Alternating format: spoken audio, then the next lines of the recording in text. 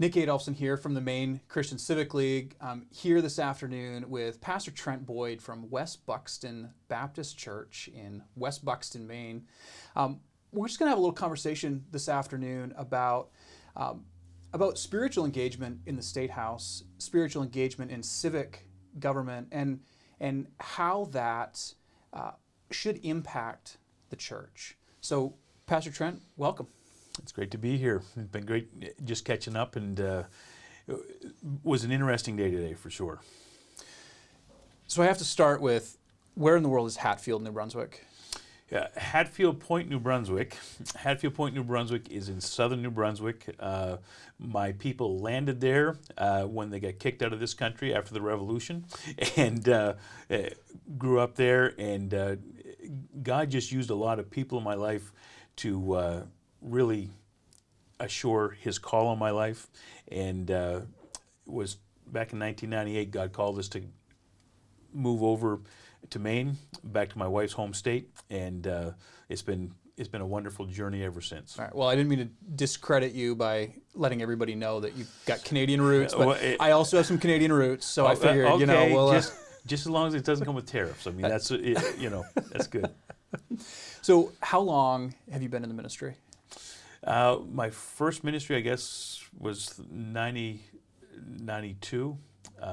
First full-time ministry, and so been in since 1992, okay. And pretty much straight through, a few transitions, but yeah. Talk to me a little about what ministries you've been involved in, and kind of where. And clearly your heart is in ministry, but specifically which kinds of ministries have you been involved in? One of the huge things throughout all of the different avenues of ministry that God has called us to has really been people. I mean, it's not just about the activities of ministry. Mm-hmm. The activities just facilitate connections to people. Started off as a youth pastor, spent a short time being a Bible camp director, and then God just so definitively moved in our lives to work with children, not just from the camp side of things, but with Child Evangelism Fellowship here in Maine, which is what brought us over. And then having traveled all over the state, doing children's ministry, doing teacher trainings, God really began to work in my heart and move us back into local church ministry. And I've been at West Buxton now for 22 years with a desire, and I guess it's wisdom that came from my dad. My dad said, if you show up at a church and you stay for longer than 5 years, and you should be planning to, then you stop being just the pastor to those people. Mm-hmm. You become the pastor to the community. Mm-hmm. And having had that understanding of what the ministry should look like, that it was more important about, or just as important, of what happened on the unsanctified side of the sheetrock is on the sanctified side. Because the painted side is the sanctified side. You call people in, right? And you can minister to people on the inside. That's wonderful. But the unsanctified side of the sheetrock is everybody else. Let's go into all the world, right? And so that's really been my goal, even as a pastor, is equip the people to run on the inside, but also equip them to run ministry on the outside, and then seeking to be an example of that has really been a driving force for me as God has opened up different doors for different avenues of ministry. And there's a lot of different things that God's had us involved with. But the government side of things, over 17 years ago, God opened the door for me to be a chaplain at the York County Jail, mm-hmm. and that became a whole outside of the comfort zone kind of a thing, and so that's kind of where my government engagement started. So it started at the jail. Yes. You now are a chaplain with the state police as well. Tell me about how you went from jail to state police. Well, jail I thought was kind of the furthest extent that I would do, because you never think about expanding much. You just go, okay, right. This is an expansion. This is the next thing. This is the next thing. Yeah. And it was through building relationships within the chaplaincy that it became clear that really the the mentor of all of us in any kind of law enforcement chaplaincy, from the correction side to the patrol side, was Chaplain Don Williams, who was really, I mean, he was a monster when it came to ministry. He just served God so well from a chaplaincy perspective, and he mentored a lot of us. Started a program at the, along with, I think it was John Rogers, who was director at the time, at the Criminal Justice Academy, where Maine became has become one of the only states of the Union that certifies their chaplains at their academy the same way they certify their patrol guys or the corrections guys. And it was so clear, Don's engagement was always, even though it was sometimes, interdenominational, it was very Bible focused. Yeah. It was very, biblically principle driven.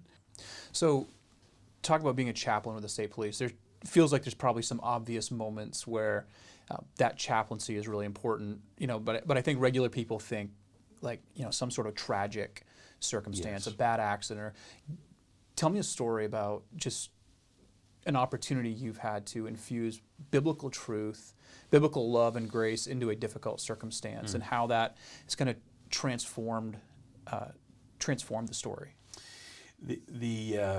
One of the things that we tell chaplains at our training is this: no one really needs a chaplain until they really need a chaplain. Yeah.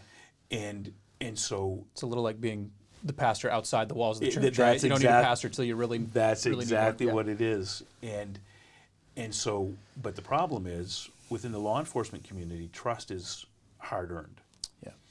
And so, to just call a stranger to come into a situation is probably not going to happen from their perspective, because they don't know who they can trust. And so, the major ministry of chaplaincy is really just a ministry of presence. So it's showing up and building those relationships, so when the difficulty happens, they know who they can call. They know who they can call with a personal tragedy. They know who they can call for a professional tragedy. When they walk in, they're not trained to give empathy. They're trained to give safety and security and to investigate, right? That's their job on a horrible scene. And so our chaplains have been used all over the state with those calls. I've been on a few, and you step in, and you usually get debriefed when you show up. You get debriefed by the lead guy on that particular scene. I showed up at a scene, and it was a death notification. It was a death notification, but it was strange because the death had occurred out from the house. Sadly, a young dad ran out of the house and took his life in the night. When I showed up, the trooper looked at me, he said, gave me all the details, and then he said, but his 6-year-old is about to wake up. And we've never given a death notification to a 6-year-old. We thought maybe you could handle that. Wow. And I said, thank you for the opportunity. I stepped in, I got some information from Graham, from the grandmother, that great-grandmother had passed away a few months earlier, and the 6-year-old was close to the grandmother, and then got some more information from the mother. And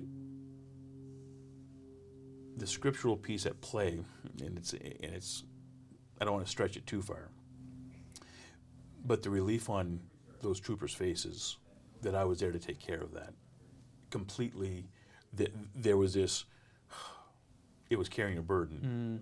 And being a father of 9 kids certainly helped with that connection. So sitting and with the mom and with the little girl, obviously not the method of death, but just connecting that death with, and then eventually it was just that little girl and I sitting in the living room. I was sitting on the floor, and and as she was showing me all the cool stuff she wanted to show me, she would stop and have a conversation with me, and I was able to pray with her and with the mom, and just left it. But but that really has opened the door up with the chaplains or with the troopers who were on site. Really opened up that opportunity for further ministry, and so and like I say, no one really needs a chaplain until they really need a chaplain, and so you continue to build the relationships, you continue to be there when you can for the special events, and some of the guys, because of their location, they've had a whole lot more. I mean, there's hardly a serious incident in the state that there's not a chaplain in the vicinity, therefore ready to go, whatever that is. And it's been interesting after some other calls, when you're walking away and you just begin to have a conversation with a chaplain, all of a sudden, because you've been there, you've seen the scene, there's an openness. And and you can't say a lot about those conversations, but you just realize there's an impact. It's really an illustration of just the power of long-term faithfulness in relationships and being willing to build credibility with the law enforcement community. Right. Not dissimilar to building credibility with, the folks outside the walls of your church, right? They need to see that level of faithfulness, the willingness to stay even when things are hard, the willingness to have that hard conversation. Yeah, very much so, very much so. And it was interesting today, being part of the Church Ambassadors Network, that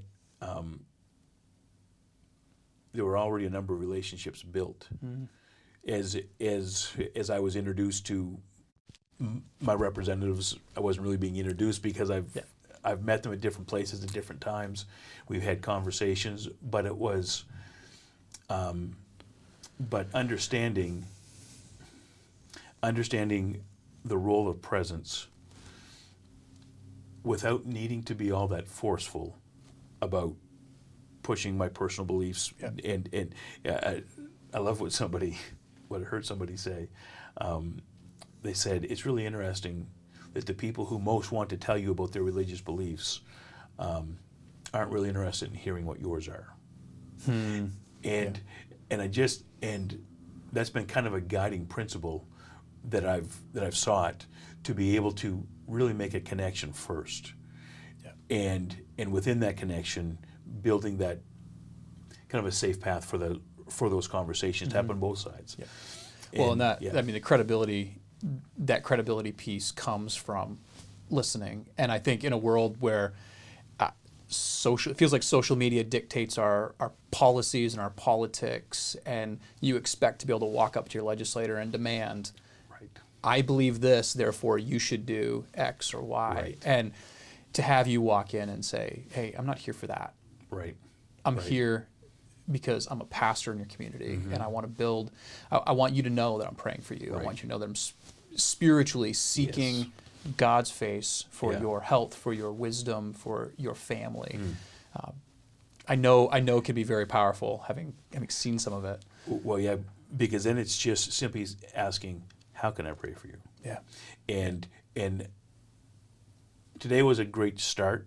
I would love to come up and do this some more. It was a great start because I got professional prayer request, and we were in kind of more of a manufactured setting, I guess. So that was well and good, and important. But I'm always wanting to step inside of the wall and just say, okay, but how can I pray for you? For real. You start at one level, but then with that consistency, seeking to build the opportunity to step in and say, how can I pray for you personally? And for different reasons in the law enforcement community, but trust is a hard thing inside the Statehouse too, right? And it requires that just faithfulness to build the relationship, an actual relationship, a real relationship. As we enter the Statehouse as the Christian Civic League, I think sometimes we have this challenge with the church where what we do in that building can sometimes feel very political. And as a culture, I think we'd love to just completely separate these two, right? One is political, and one is the church and the gospel and spiritual, and ne'er the two shall ever meet in the middle. Talk to me about, because I'm the son of a pastor. I come from this world where I've watched what's happening in the Statehouse also happen in a different way and in a different context in our churches. Talk to me about the cultural challenges we have that you've seen show up in the church, but then also show up in the Statehouse. Interesting. That's from a methodology perspective first, rather than the specific issues. And this was a chaplaincy mentor of mine. He said, in the church, when those cultural issues come up, whether it's abortion, whether it's mutilation of the body for gender purposes, all of those things, as they show up in the church, you can very easily go, well, here's what God says, so here's what you need to do, right? Here's what God says, here's what you need to do. When you are doing what the Christian Civic League is seeking to do, much like a chaplain, the hand is turned this way, where there's a certain level of skill that you need, and a certain level of connectedness that you lead with in that conversation when it comes to addressing justice issues, when it comes to addressing abortion rights issues, all of those things. And it's almost, I suppose, for want of a better term, and I think maybe I used that I've heard former Director Carroll use, of being lobbyists for righteousness, right? Yeah. Well, that requires a certain skill set in a certain way to frame those things, that you lead with that. And then as you're leading with it, as those questions come, once the question comes, well, where are you getting this from? Then the hand can turn over. Yeah. And you can provide biblical answers, right? Yeah. And so, but I think it's important to understand, for all of us as pastors, in our churches, we get accustomed to leading this way. But when you step into the government sphere, it is bringing a different set of skills to have those conversations. And you're not seeking to hide anything, you're just seeking a different approach. Right. Because when the questions are asked, that's when the hand can be turned over. Yeah. But it can't be turned this way, because you're not trying to slap them down. You're trying to present them with the opportunities, right? Right. And so in so many ways, with all of those issues that the Bible speaks to clearly, the Bible speaks to the issues of life. It speaks to the issues of justice. It speaks to the issue of treatment of those who are under your authority, and so having those guide us, but also undergird us. Right, the principles undergird us. The skills we develop in presenting those things, and especially for you guys. I mean, I so respect what you all do, because and I watched it today. I watched it clearly today. Connection. But I also saw on one occasion an approach to someone who was prayed for within the last 2 weeks, who is doing better health-wise, and the prayer was mentioned as, hey, we prayed for you when that crisis that you had was going on. We prayed for you. It's great to see you back. It's great to see that they figured it out. We prayed for you. And that stands out. Yeah. It stands out to me as a pastor, but that person who was told that and is able to walk away from that conversation where they couldn't walk away from it last week or 2 weeks ago or whatever it was, you don't know what kind of an impact that's going to have in the long run. And so it's the faithfulness, the connections and the faithfulness that are building those relationships to people who are serving our state. Yeah. We don't always have to agree with the people who serve. Matter of fact, we don't, right? That happens all the time. But when you can separate the individual from whatever their stands are that oppose you, to not define them by their opposition, but to define them by who they are as a person, and just leads to more conversations. Yeah. Well, and it's a difficult place sometimes to treat people like Christ treats us, right? He separates us we're not represented by the sin in our life. We're represented, if we are believers, by the robes of righteousness of Christ. Yeah. And we're called to treat and show people that same kind of grace. And it can be difficult when you know for sure you disagree so strongly with somebody on something that's politics. I think often we see stuff taken from the church, right, from the biblical standpoint, and then turned into politics. Yes. And so talk to me about how you would speak to your church, and I'm just going to pick one issue, but say on the gender issue, how do you speak to your church on that issue? On what does God say about that specifically? We live in a broken world. Yeah. We live in a broken world, and I am convinced that there are people who are born, a very small minority, with a confusion about what's going on within their body. I have no doubt that happens. I think it's scientifically proven that does happen. But the Bible talks about the broken world, but it says so clearly, it delineates two genders, and it doesn't do that by accident. Right. It does it on purpose. It revisits it a number of times, from the Old Testament to the New Testament. So the clear biblical principle is that humanity, nature, has two genders, and just came from watching the musical Noah down at Sight and Sound Theater, and everything reproducing after its own kind. That's the whole reproductive principle is dependent on male and female. I mean, that's obvious. The way that the confusion has come in is really by removing what are the normal standards across the board, biblical standards, but even just the common sense standards of how things work in the world, and saying, no, we're free to do what we want. Right. When you're looking at an activity, one of the things that you have to look is you got to say, where does the authority come from for that reasoning? What is where's your epistemology? Where do you see the authority, and what is the source of that authority?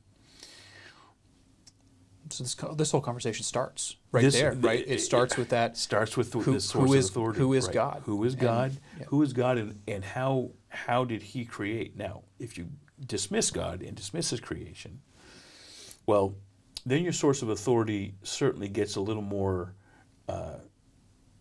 less than sound, because if your authority is, it's the way I feel.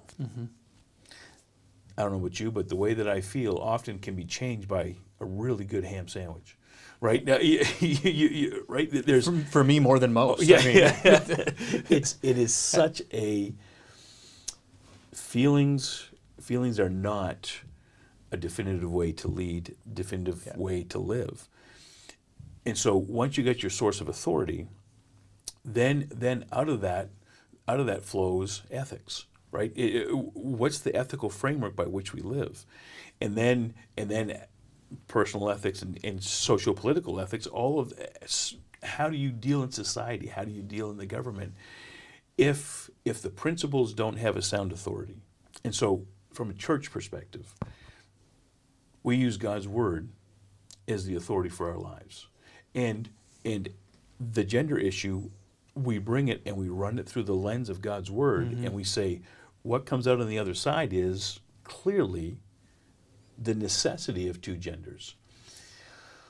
We've not had to deal with it personally within the church, but certainly it's gone on with folks connected to the church, and those conversations really have to go, okay, what is your epistemology? Because the metaphysics that flow out of that, metaphysics is just another way of saying reality.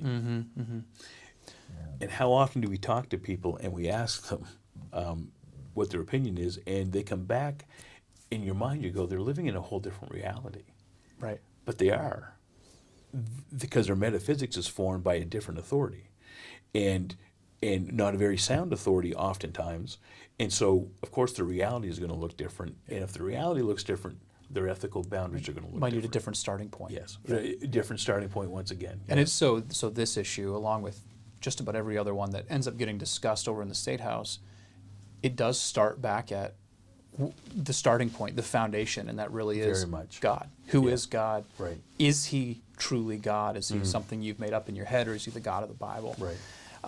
I don't want to keep us much longer here, but I have one more question for you, and this is, I want to ask you. So, we were joking earlier. You knew my grandparents when I was just a little kid. My grandparents up in New Brunswick, because yes, I'm Canadian too. Have Canadian blood in me. I've talked to many pastors around the state that have known you. I knew you from Camp Good News as a kid. Can you just speak specifically for me to dads? You've got 9 kids. Just about the importance of faithfulness, because I can look back on my life and see faithful men who really helped shape who I am. Would you just speak just for a minute to dads and encouragement around that idea of faithfulness in a world that is unfaithful in so many ways? I really need to start off by saying the way to be the best dad you can be is to treat your kid's mother like she's everything. And my wife, who's right here with us, and I'm not saying this just because she's here. Though it doesn't hurt. Doesn't hurt. But the marriage, for dads to be faithful within marriage says volumes to the children before you do anything with the kids. Yeah. And so I think that's your faithfulness to God as a Christian dad comes first. Your faithfulness to your wife and your elevation of your wife to a place of honor within your home is huge, which means you don't, and when you do, get upset with your wife in front of your children, you apologize to every one of them, because that's a behind the doors conversation when there's a disagreement. It's not right in front of your kids so that they're going, what's going on? But for dads, choosing faithfulness starts, I think, at the marriage level, but it also starts with surrounding yourself by other men. Men, like what you were saying, men who have been down the road maybe 5 years before you, 10 years before you, 20 years before you. I have inadvertently, I wouldn't say I did it systematically, but I've inadvertently surrounded myself with men that I talk to all the time, that I interact with all the time, that even in our relationship, there may not be 16 questions of accountability. Yeah. But there's an accountability of showing up in that relationship and just saying, hey, how are things going with you and your wife? How are things? And finding those things out, even in passing, so that they know I'm going to ask and I know they're going to ask. And so by building a bit of a community around yourself of other faithful men, like attracts like and like produces like, and so that's important. But then when it comes to your children, the whole process of raising children is all about raising kids to maturity, and that's not about an age.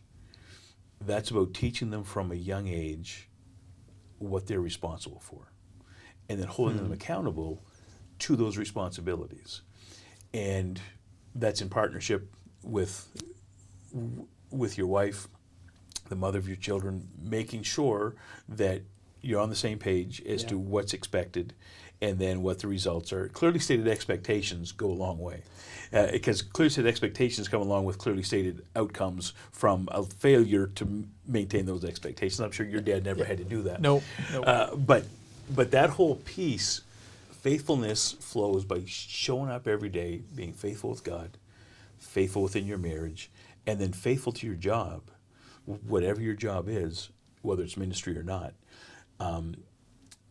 The example goes a long way.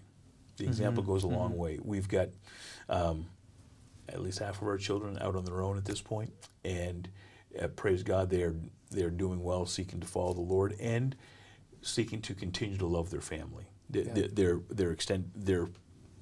family, their brothers and sisters, and the married-ins and the babies. I mean, it's fun to sit and watch that generation pick up and go forward, being on the path of righteousness and seeking the Lord. Yeah. Yeah, where is it that the Apostle Paul says, there's no greater joy than that my children walk in truth? And I know he was speaking, I think, not of his physical children, but it was John. It was John. It was John. Yeah, correct me. Yeah. I'm not a pastor, so. But the power of that statement. Oh, my kids are little right now, and if there's one wish that I could have granted to me, right, it would be that Amen. just as you're describing, you're seeing in your own children as they become adults and are adults. What a powerful! There's no greater legacy, right, than leaving that. So one of the pivotal moments in my head was my brother ratted on me to my dad at one point about something I was doing, and my dad got up and left the room and shook his head. He said, "I thought I raised my boys better than that." And this comes to my mind so often. I don't want to disappoint that man ever again. I don't want to live in such a way that disappoints him. And so, in so many ways, and Dad never taught us that. He just lived it. Yeah. And watching that example, I wanted the same for my kids. That I don't want to disappoint them, but I want to know that there's a standard that is set, that's not preached, not just lived, so that you live up to that standard. Yeah. Well, Pastor Trent, thank you so much for joining me for a few minutes. Thank you for coming up to the State House today and pouring into the lives of your members of the legislature and some of the other officials here in the State House, and for your continued prayer and shepherding. Thank you. Appreciate it.